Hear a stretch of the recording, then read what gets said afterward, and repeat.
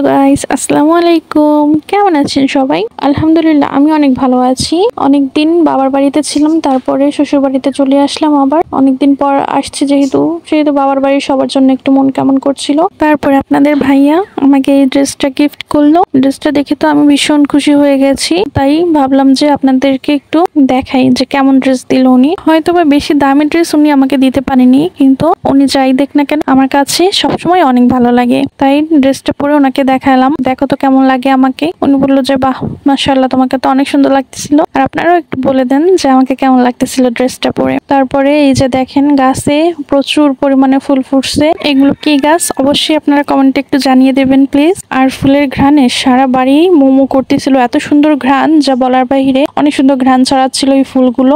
যখন শ্বশুর বাড়ি থেকে বাবার বাড়ি চলে যাই, তখন স্পেশালি আপনাদের ভাইয়ের জন্য মনটা অনেক খারাপ লাগে। আবার যখন বাবার বাড়ি থেকে শ্বশুর বাড়ি চলে আসি, তখন বাবার বাড়ির সবার জন্য মনটা খারাপ লাগে। এদের জীবনটা কত অদ্ভুত, তাই না? কেন পারি না সবাই মিলেমিশে একসাথে থাকতে? কেন হলো এই নিয়মটা? যাই হোক, কথায় কথায় অনেক কিছু বলে ফেললাম। আজকে এই পর্যন্তই। আবার দেখা হয়ে যাবে অন্য একটা ভিডিওতে। ততক্ষণ পর্যন্ত টাটা, বাই বাই।